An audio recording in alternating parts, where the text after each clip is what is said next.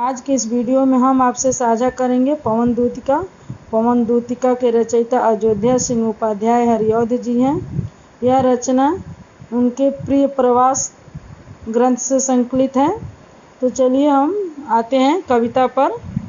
बैठी खिन्ना एक दिवस वे गेह में थी अकेली, आके आंसू दृग युगल में थे धरा को भिगोते। आई धीरे इस सदन में पुष्प सदगंध कोले, प्रातः वाली सुपवन इसी काल वातायनों से। कह रहे हैं कि एक दिन वह खिन्न होकर, दुखी होकर, एक दिन, दिवस मतलब दिन, खिन्न होकर बैठी थी।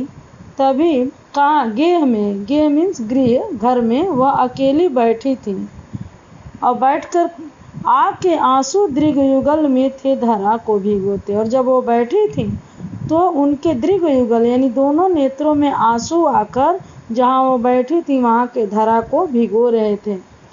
उसी समय आई धीरे इस सदन में पुष्प सदगंध कोले, धीरे से उस गृह में, सदन मीन्स भी घर, उस सदन में, उस घर में पुष्प आई सुगंधित गंध को लिए हुए, प्रातः वाली सुपवन इसी काल वातायनों से। उसी समय प्रातः वाली सुपवन यानी सुंदर पवन उसी समय सुंदर वायु के लिए हुए आ रही है। आगे देखिए, संतापों को विपुल बढ़ता देख के दुखिता हो, धीरे बोली सदुख उससे श्रीमती राधिका यूं, प्यारी प्रातः पवन इतना क्यों मुझे है सताती, क्या तू भी कलुषित हुई काल की क्रूरता से। संतापों को विपुल बढ़ता देख यानी अपने दुख को अत्यधिक बढ़ता देख और अपने दुख से अत्यधिक दुखिता होकर, या यूँ कहें कि अपने दुख से अत्यधिक दुखिता होकर धीरे से दुख के साथ, सदुख यानी धीरे से दुख के साथ उससे श्रीमती राधिका बोली। क्या बोली? प्यारी प्रातः पवन इतना क्यों मुझे है सताती है। प्यारी प्रातः पवन तू इतना मुझे क्यों सताती है, जो सुंदर सदगंध भरे पवन को लेकर मेरे पास आई है, क्योंकि मैं तो इस का आनंद नहीं ले सकती, क्योंकि मैं तो विरह व्यथा में बावरी हूँ। क्या तू भी कलुषित हुई काल की क्रूरता से। क्या काल की क्रूरता से तू भी कलुषित हो गई है, तू भी काल की क्रूरता का तुम पर भी प्रभाव पड़ गया है।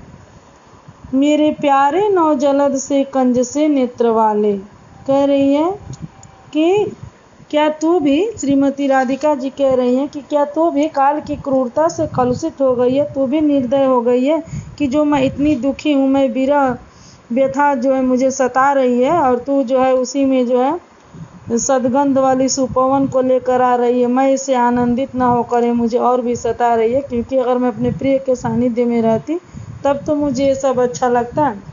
मेरे प्यारे नौ जलद से कंज से नेत्र वाले, जाके आए न मधुबन से और न भेजा संदेशा। मैं रो रो के प्रिय विरह से बावली हो रही हूँ, जाके मेरी सब दुख कथा तू श्याम को सुना दे। जैसे ही वो बैठकर जो है अपने घर में अकेली जो है बैठी थी और उनके आँख से आंसू आकर, दोनों दृग युगल से आंसू आकर धरा को भिगो रहे थे। उसी समय एक सुंदर पवन आती है और जो है वह प्रातः काल के सुगंधित वायु को लिए हुए आती है, लेकिन उससे जो है अपने दुख को अत्यधिक दुखिता होकर, अपने दुख से अत्यधिक दुखिता होकर राधिका जी बोलती हैं कि हे प्यारी प्रातः पवन तू मुझे मत सताओ, क्या तू भी काल की क्रूरता से कलुषित हो गई है। आगे जो है उससे संदेशा भेजने की बात करती हैं। मेरे प्यारे नौ जलद से कंज से नेत्र वाले, मेरे सुंदर से कमल के समान, जलद मीन्स कमल, कमल के समान सुंदर, कमल सुंदर से नेत्र वाले, जाके आए न मधुबन से और न भेजा संदेशा। न वो जाकर मधुबन से आए और न ही कोई मेरे लिए संदेशा ही भेजा। मैं रो रो कर प्रिय विरह से बावली हो रही हूँ, और मैं रो रो कर प्रिय के विरह से बावली हो रही हूँ, व्यथित हो रही हूँ। इसलिए जाके सब दुख कथा श्याम को तो सुना दे। जाके मेरी सब दुख कथा श्याम को तो सुना दे। मेरी सारी व्यथा, मेरी सारी दुख भरी कथाएं जो तुम इस समय उपस्थित होकर देख रही हो, सब जाकर तू श्याम को, मेरे प्रिय को सुना दो। जो ही मेरा भवन तज तू अल्प आगे बढ़ेगी। कह रही हैं कि जो ही मेरे भवन को तज कर तू अल्प आगे बढ़ेगी, शोभा वाली सुखद कितनी मंजू कुंजे मिलेंगी।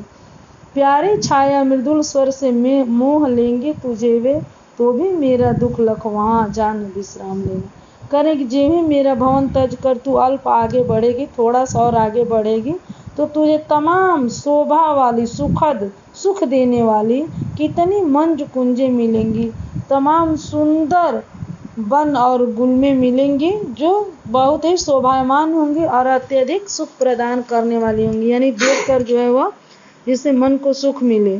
प्यारी छाया और उनकी प्यारी छाया और उस फूलों से निकलने वाले हवा से, जब हवा के झोंके फूल पर लगते हैं तो जो उससे रौ निकलता है, जो स्वर निकलता है, वो तुझे मोह लेंगी।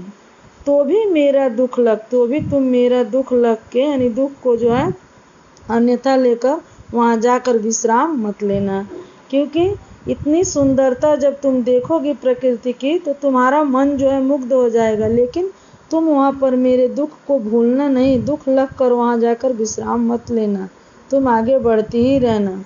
थोड़ा आगे सरस रव का धाम सतपुष्प वाला, थोड़ा आगे सरस रव का धाम सतपुष्प वाला, अच्छे अच्छे बहुद्रुम लतावन सौंदर्यशाली, प्यारा वृंदा विपिन मन को मुग्धकारी मिलेगा, आना जाना इस विपिन से मुह्यमान न होना। कह रही है थोड़ा सा आगे जिन ही तुम लोग बढ़ोगे हे प्यारी पवन, हे प्यारी पवन, अगर तू और थोड़ा सा आगे बढ़ोगी तो सरस रव का धाम सतपुष्प वाला, सतपुष्प वाला सुंदर धाम तुझे मिलेगा।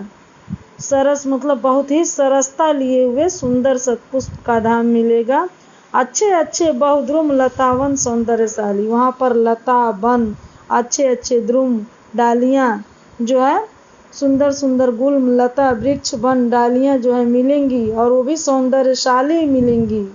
प्यारा वृंदा विपिन मन को मुग्धकारी मिलेगा, और वृंदा विपिन, वृंदा जो वन है वह मन को मुग्धकारी करने वाला, मुग्ध करने वाला तुम्हें मिलेगा।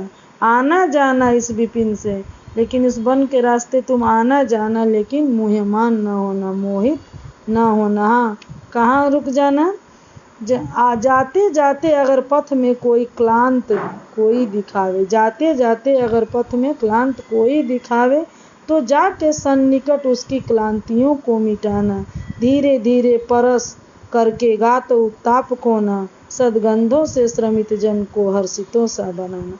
अगर आते जाते पथ में कोई क्लांत दिखे तो वहाँ जरूर रुक जाना, तो जाके सन्निकट उसकी क्लांतियों को मिटाना, और उसके सन्निकट जाकर जो है उसकी क्लांतियों को मिटा देना। धीरे धीरे परस करके, उसे धीरे धीरे छू करके, हे हवा उसे धीरे धीरे छू करके गात उत्ताप खोना, उसके शरीर का जो ताप है, तपन है, उसको कम करना, मिटा देना।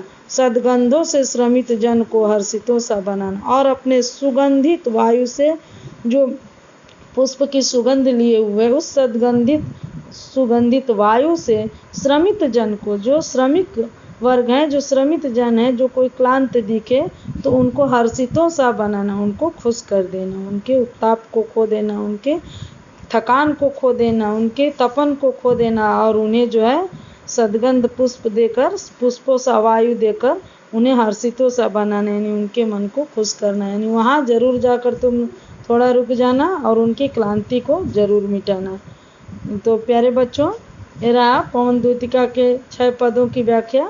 ज़्यादा वीडियो बड़ा हो जाएगा, अगली व्याख्या जो है हम अगले पदों की व्याख्या अगली वीडियो में शेयर करेंगे। तब तक के लिए धन्यवाद।